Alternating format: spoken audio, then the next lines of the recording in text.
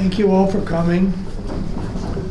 I've had a Tanit Dibur for the last 3 days in hope of saving enough voice up that I'll be able to speak tonight. And I might just give up in the middle, but we're giving it a try. Birshut Harav Wein. We've been together for 46 years. Birshut Rav Breidowitz.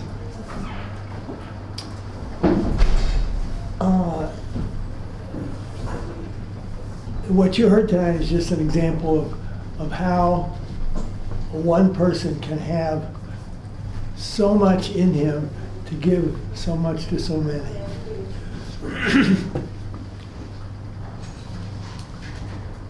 I also want to give kavod to my chavrusas, of whom I see many, many in the audience. When I was 21, a girl told me that she had a deep feeling of Ahavat Hashem. That blew my mind. I had never thought about the idea of Ahavat Hashem. I was dumbfounded. After 4 years in a Haredi yeshiva, and after saying Kriyat Shema 3 times a day, for, let's say, from my bar mitzvah to then, as 8 years, that's a lot of times that I said, V'ahavta et Hashem Elokecha. I never thought about the concept of Ahavat Hashem. We're going to talk about that a little bit. There's 2 ways. There's an Ava that he gives to us, and there's an Ava that we give to him. Ava in general is reciprocal. Yira is not reciprocal. It's unidirectional. I want to follow up what Rav Breidowitz said with a Dvar Torah from last week's Parsha, which is exemplary of a method of the Maharal. The Maharal takes a medrash and he gives you the essence of it, and he sort of writes the medrash on the medrash. In last week's Parsha, there's a famous Rashi about the Parah Adumah, that the king has a maid has a son, and the son makes a mess. And the king said, the one that made the mess, let the mother come and clean it up.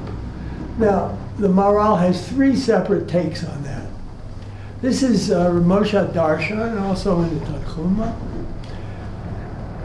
And this is one that's particularly relevant.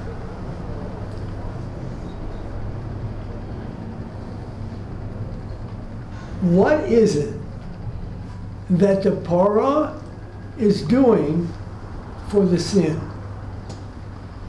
We don't have a relationship between what the Parah Adumah does and sin. We have a relationship of what it has to do with Tumah V'Tara. So the answer to this question is that the child made a mess. The mess was Mavet. They brought Mavet into the world. How does that happen? Adam HaRishon lost his mortality when he did the sin. We don't hear about it again until Bnei Yisrael say, Na'aseh v'nishma. Hashem sends 600,000 angels and ties crowns in the hair, in the head. And I hope it's head and not hair, because not everybody has enough hair for this. But for 40, and along with those crowns, returned immortality. The idea that man is going to live and die gets suspended because we're on a different plane now. We're in a different ballpark. But it only lasted for 40 days. And then,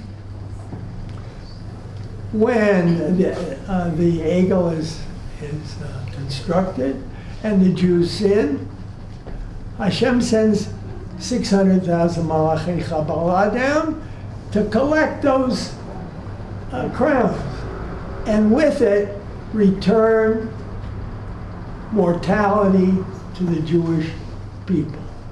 Once we had mortality, then we had Tumah V'Tara. Because why? There's a relationship between a dead body and Tumah. That's the Avi Avot HaTumah. And when the king says to the maid, clean up the mess that your child made, that means bring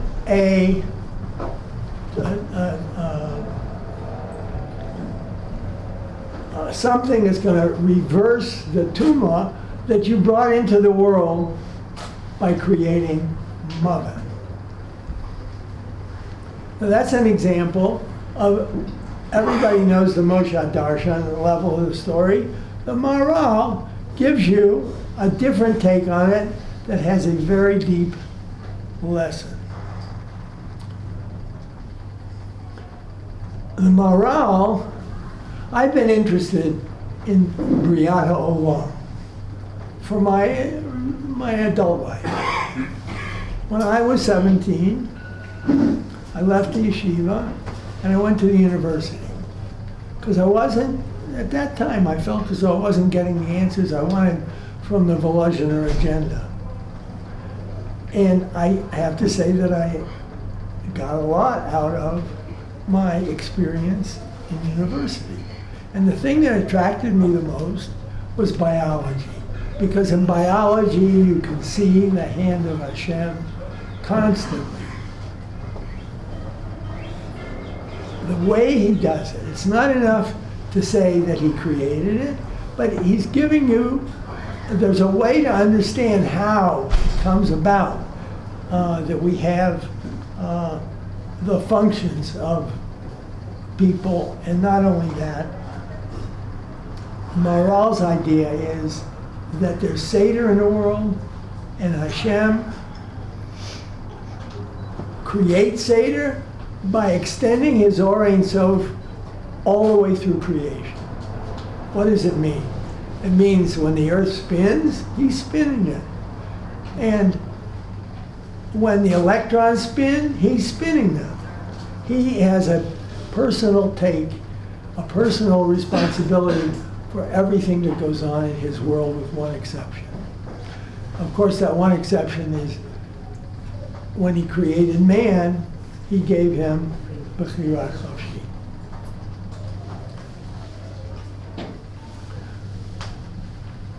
Hameir La'aretz V'Adoim Olah Barachamim, he who illuminates the world and all of those that live there with mercy. Uvetuvo Mechadesh B'chol Yom Tamid Maseh Bereshit. It's not just that he created it once, he is constantly creating Maseh Bereshit. He is constantly supervising all of those electrons, and all of those atoms, and all of those molecules, and all those rocks. That's the domain sphere.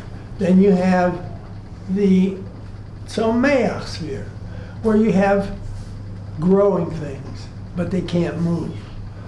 And he is responsible for the photosynthesis. He's responsible for the production of food for higher forms. He has a hand in every moment of existence. So then we come to Chai. Chai are those animals that move. They also have a brain of sorts, and they are programmed to do Ritzon Hashem. The lion does what he's programmed to do, and you can say the same about virtually all of creation. And then above this level of Chai, you have Medaber. Medaber is us. And we're different from everything else in creation, because why? because we are the ones with Bechira. We have a choice to choose between good and bad. So you might, Yeshayahu says, Yotzer or vorei choshech,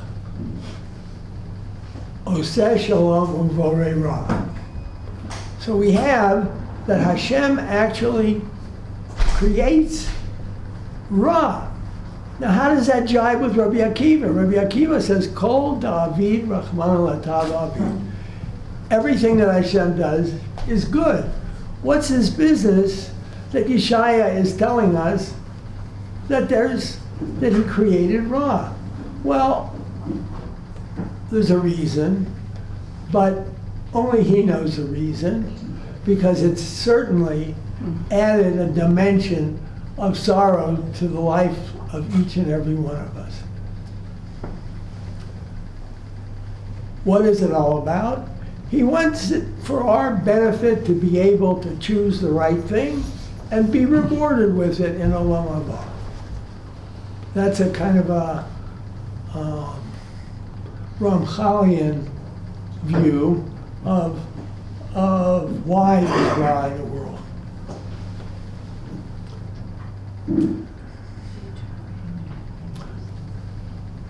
I have a son, Idan. We named him Menachem, but over the course of years, he chose another name for himself for some reasons that he had. And we used to play tennis together in Central Park. And one day he says to me, I have a pain in my chest. I have a heavy feeling. I don't know what it is. I said, you've got to go to a cardiologist. He went to the cardiologist and he got an angiogram, and the angiogram showed that he had total occlusion of his left main carotid artery, which is called the widowmaker. And we were told that he needed an immediate procedure, a triple bypass, to get him out of this threatening situation.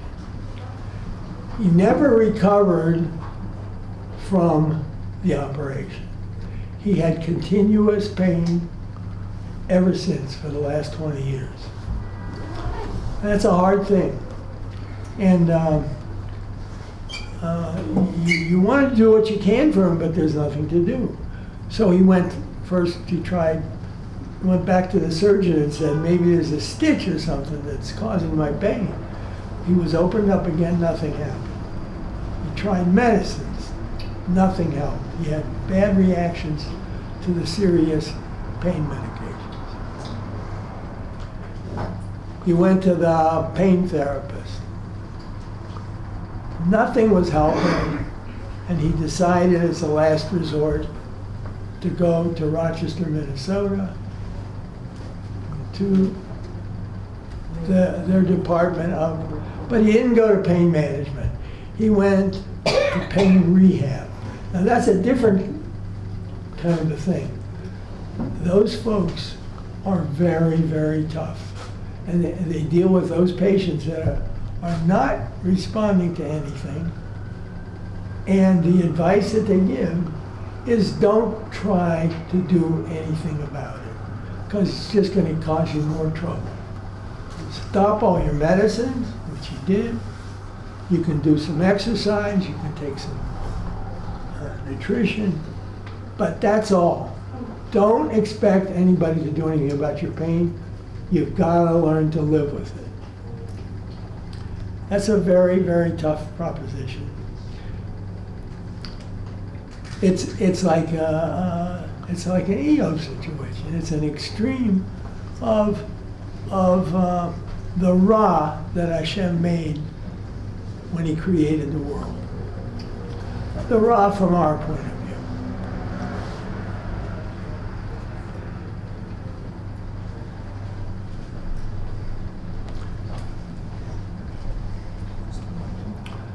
I was learning with him at that time.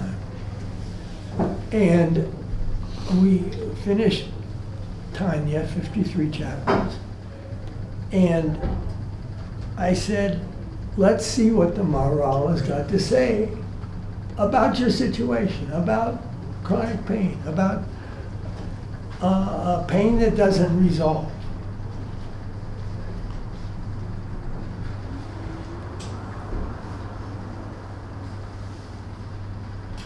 So he says, what's the point of all this? Why am I, I don't see any good in it.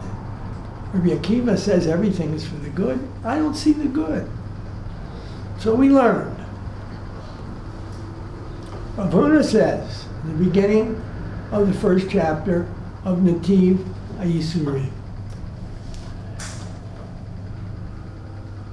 he says, Yipashpesh ma'asecha v'yaseh tshuva shenemar nachpasha darkeinu v'nachakora v'shuvu al Hashem.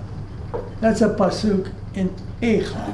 So it's giving an eitzah about what to do with a person who is suffering the kind of suffering that the Eicha talks about.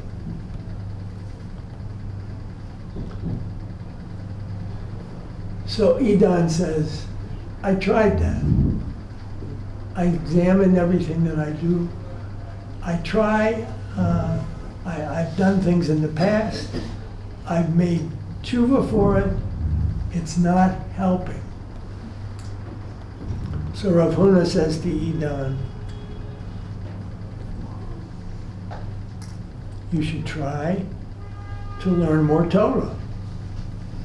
Ashrei HaGever asher tiasrenu lo yah umitoratecha talamdenu.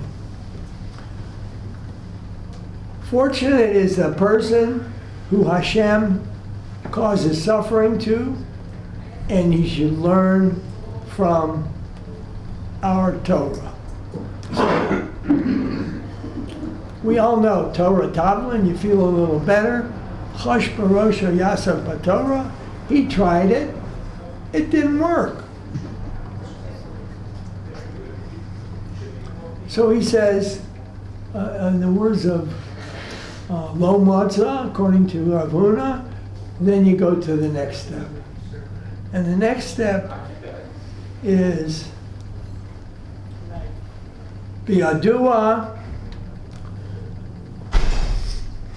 Shahayisurim Boim Mi'avat Hashem. New idea. Pain is love of God. There's a point to the pain. Eov got forgiven when as the Maharal goes on to discuss, when he was able to accept his pain as love. It's a hard thing. It's a hard prescription. The students of Rabbi Yochanan asked Rabbi Yochanan, you're in great pain. Do you appreciate it? And he said, not it, and not its reward. In other words, he knew what Hashem expected of him, but he couldn't do it. Interesting idea. It caught on with my son. So Idan says, I still have the pain, but now I have the reason for the pain. So it isn't just a blank. It isn't just a total loss. People like me, he says, could benefit from knowing this. Just like I didn't know about Ahavat Hashem when I was 21, and it took me 40 years before I got any kind of handle on that question. The people that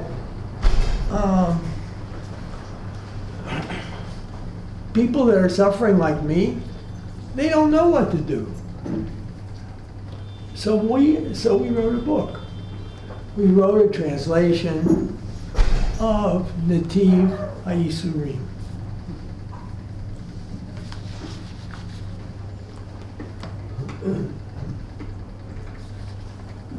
Now, Maharal sees creation as order and disorder and tikkun.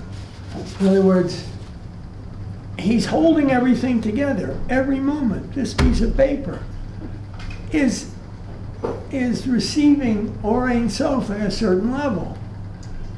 And each and every one of us are also being managed that way, except we have the ability to choose between good and bad.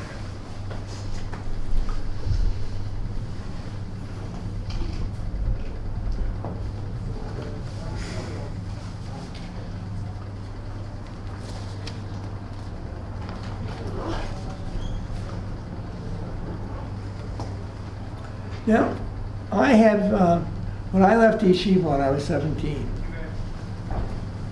I was seeking a kind of knowledge that was going to satisfy my urge to know about Hashem's creation.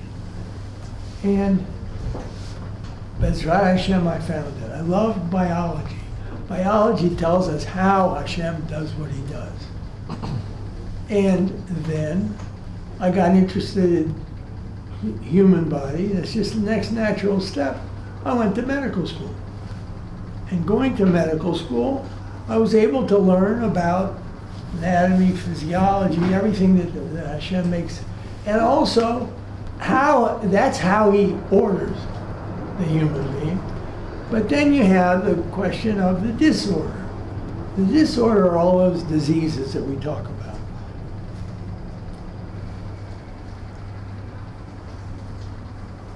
I've been privileged to appreciate Masa Bereshis through the study of biology, then medicine, and then I've been privileged to practice 45 years pediatrics.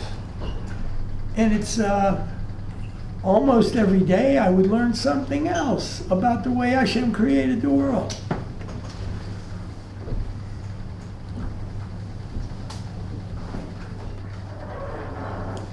Now,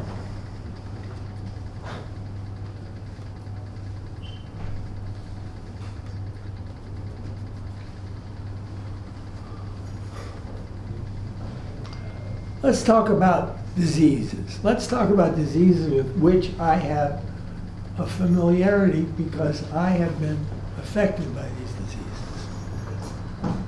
And I've been able to see Hashem's hand in the disorder, and to be privileged to be healed.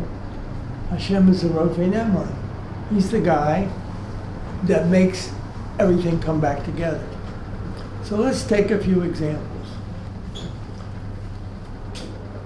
He creates an immune system, and that immune system protects the person from external invasion of germs or whatever.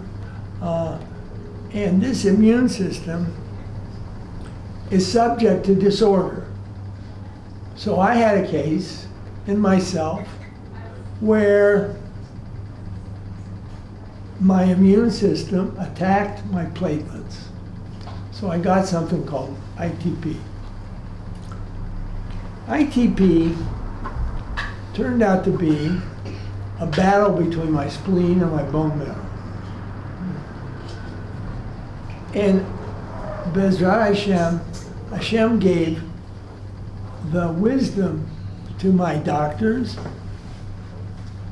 and the pharmaceutical companies that there's a medicine that I can take to keep it under control. That's Hashem acting on both ends, disorder and tikkun.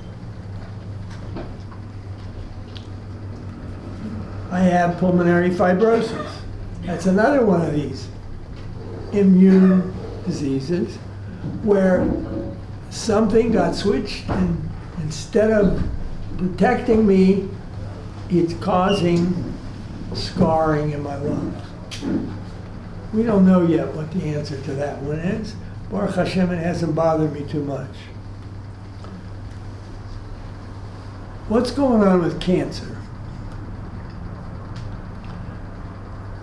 I'm not going to go through any details, but what was happening was that Hashem dictates and controls and supervises every single cell that replicates in the human body. He's got a hand in the whole thing. And think for a moment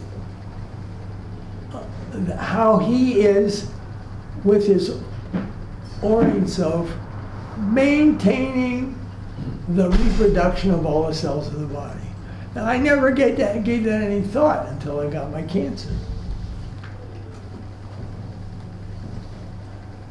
Some of you know that in Tashpa, Erev Yom Kippurim, I had a fall in the mikveh. On my way into the mikveh, and it was an incredible experience. I had a pain that shot through me that was so intense, so much more intense than anything I had ever imagined. And for a split second, I rode that pain all the way up, maybe to the Kisei HaKavod. In other words, I felt at that moment that he was doing something for me. It was his love for me that was causing that extreme pain that I had. It didn't last. It was only for a split second. The Rosham of it continued on for a long time.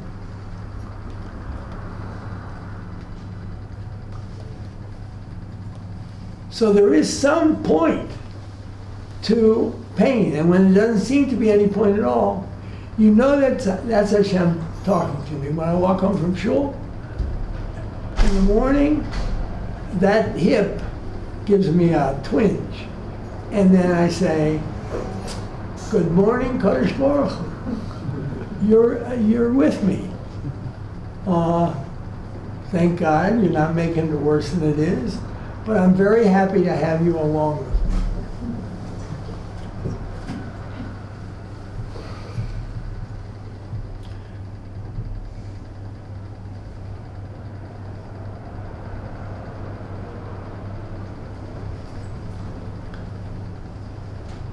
A word about the book.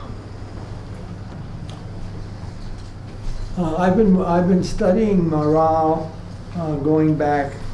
Actually, my chavrusa that got me started in it is here in the audience.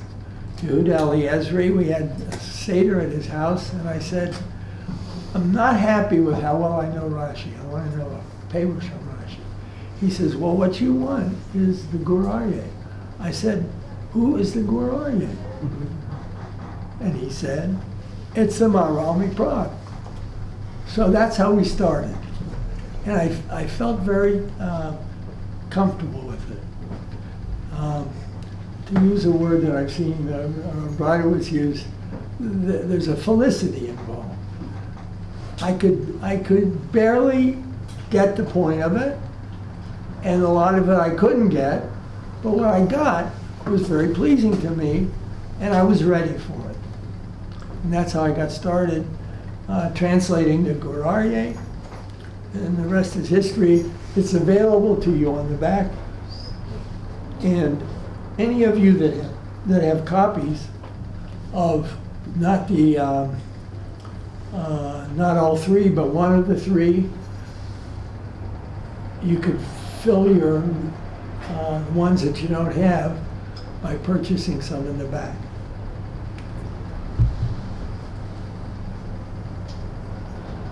So Idan and me, we wrote this book, and we love it.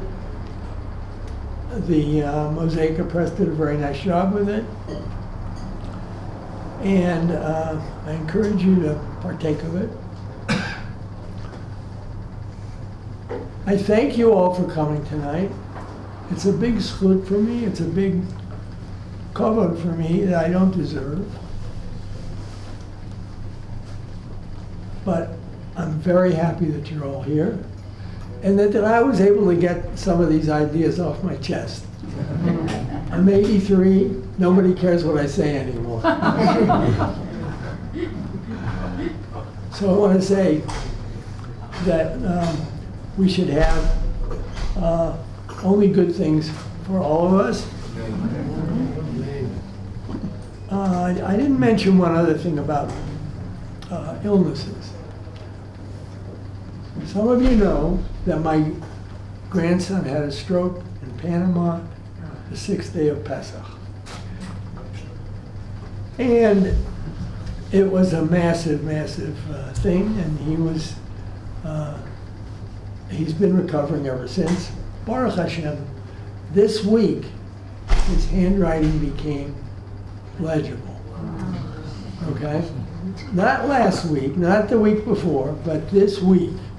And the first steps that he took, all of these things is Hashem mending together the disorder that happened on account of his inflammatory disease of his cerebral vessel. And we are very thankful, day by day, that he is continuing to mend those axons and dendrites and putting Humpty Dumpty back together again. And we are so thankful to Hashem for that. And I thank you all for coming tonight.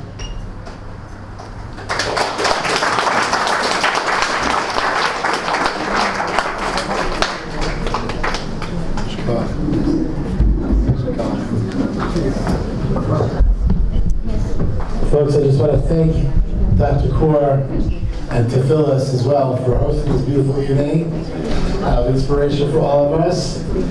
There will be further book sales for the next few moments in the back of the room. I believe Dr. Kuhr will be available to sign the book for those that want to. In 5 minutes, any man that would like to join us from Maharal that has not done Maharal, or done Maharal from this side of the room in 5 minutes. Not my word.